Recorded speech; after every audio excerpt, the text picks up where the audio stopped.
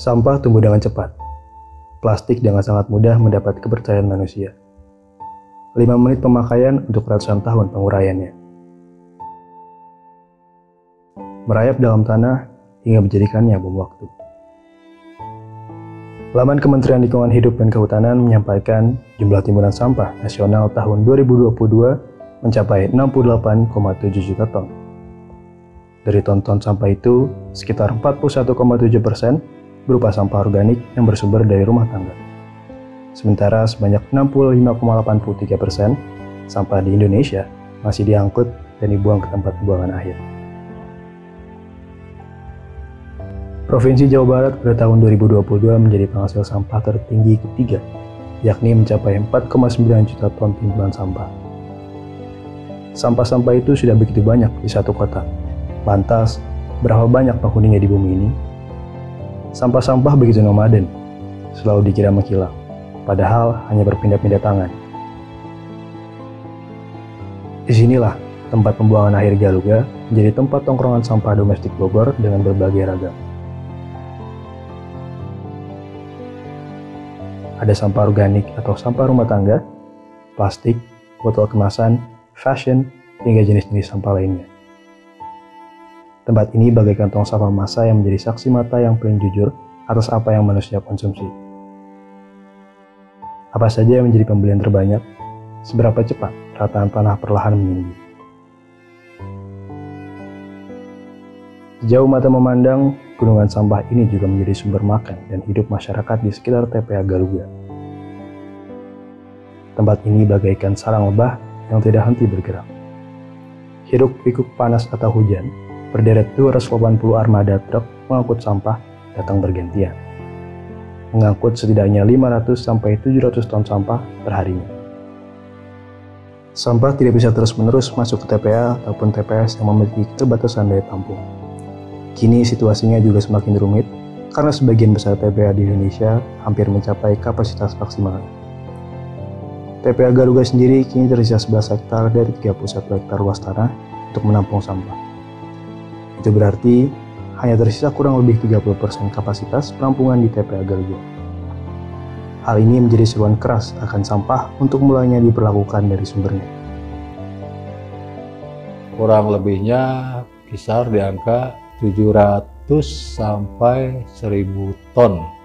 Dari jumlah timbulan sampah untuk masyarakat Kabupaten Bogor sebanyak kurang lebih 2000 ton. Jadi baru 50% sampah yang tertangani di TPS Galuga. Jumlah sampah di Kota Bogor itu rata-rata per hari yang terangkut ke TPA itu sekitar 550 ton per hari. Tergantung situasi kondisi di Kota Bogor itu sendiri. Yang tidak terbuang ke TPA itu sekitar 23-25%. Alhamdulillah itu terkelola melalui TPS 3R maupun bank sampah dan kegiatan-kegiatan lain yang memang memanfaatkan sisa-sisa sampah tersebut. Mengetahui jumlah sampah yang diangkut tiap harinya, tak dipungkiri puluhan tahun yang akan datang, kondisi bumi berpeluang besar menjadi benang kusut. Nahasnya, kekacauan dari sampah-sampah akibat konsumerisme manusia tidak dapat selesai hanya dengan membayar uang iuran sampah, melainkan kesadaran untuk bertanggung jawab atas sampah dari sumbernya. Dari 550 ton jumlah rata-rata sampah Bogor yang dikirim ke TPA, hanya sekitar 23-25% sampah yang dapat dikelola. Disinilah bank sampah induk menjadi area untuk menilik bagaimana barang-barang yang terbuang dari tangan manusia masih dihargai.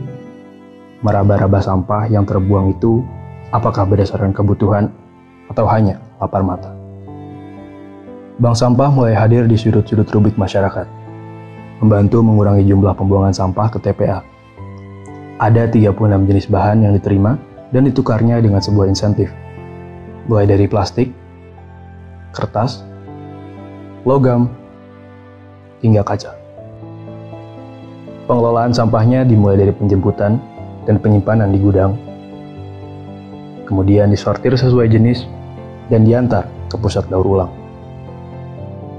Jadi peranan bank sampah yang ada di masyarakat itu membantu mengurangi pembuangan sampah ke tempat pembuangan akhir. Jadi benar-benar sangat berperan khususnya untuk lingkungan.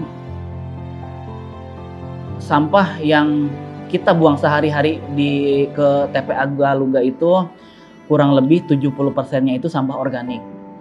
Padahal sampah organik kan bisa dikelola, bisa dibuat pupuk atau pakan maggot atau pakan unggas gitu. Mungkin bisa dikelola di sumbernya, dan untuk anorganiknya itu kan bisa didaur ulang kembali. Walau demikian, melalui kegiatan ini tidak ada kata membeli sampah, melainkan insentif yang diberikan adalah bentuk penghargaan terhadap kepedulian lingkungan dengan memulai memilah sampah organik dan non-organik. Secara perlahan menyadari bahwa diri ini yang paling tahu bagaimana cara agar sampah tidak mencemari lingkungan. Sampah pun dapat menjadi berkah dengan beranjak membuang sampah kepada tempatnya. Keadaan bumi tergantung bagaimana kita melibatkan diri dalam kegiatan pemilahan sampah, memperlakukan sampah, menciptakan lingkungan yang bersih dan nyaman. Isu yang pelik bagi hampir seluruh dunia ini sebenarnya tidak ada kata terlambat. Dapat dimulai dari detik ini juga dengan pencegahan. Mengurangi atau meminimalisir pemakaian barang sekali pakai sebagai bentuk kebaikan kepada bumi. Jika suatu hari terselip kesempatan menghasilkan sampah, maka ada pula kesempatan untuk mengelolanya dengan proses daur ulang. Untuk mencegah sampah itu ada, artinya kan kita tidak melakukan aktivitas, tidak melakukan konsumsi, itu kan tidak mungkin. Maka yang bisa dilakukan selanjutnya adalah pengurangan. Jadi kita misalkan mulai biasakan untuk minum, kita biasakan bawa tumbler misalkan. Atau untuk belanja yang biasanya kita beli makan, plastiknya dari si penjual, kita bawa wadah sendiri. Sehingga itu mengurangi limbah atau sisa dari kita aktivitas jual beli. Berani melepas ego dan ketidaktahuan yang terpasung, membawa makna sampah menjadi nyaman harapan baru. Dengan kemauan, cermatan, dan ilmu, sampah yang tadinya lekat dengan kata buang beralih menjadi benda-benda bernilai. Seperti kertas ini, siapa sangka barang yang dikenal rapuh dengan setetes air ternyata bisa menjadi produk yang mengesankan hati. Dari tangan-tangan perempuan yang diberdayakan, sampah pun ikut diberdayakan hingga keberadaannya dilirik di berbagai negara. Kini, pembiasaan untuk mendaur ulang bukan lagi sekedar tugas, melainkan setiap individu mempunyai panggilannya untuk peduli. Kenapa sampah harus dikelola? Karena kita harus bertanggung jawab atas apa yang kita punya dan apa yang kita hasilkan, seperti itu.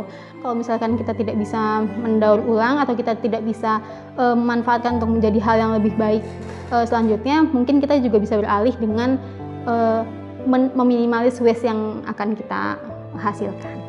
Tindakan meminimalisir sampah dan mendaur ulang mungkin masih dianggap sebagai hal kecil, namun secara nyata berdampak mendalam terhadap kelanjutan usia bumi.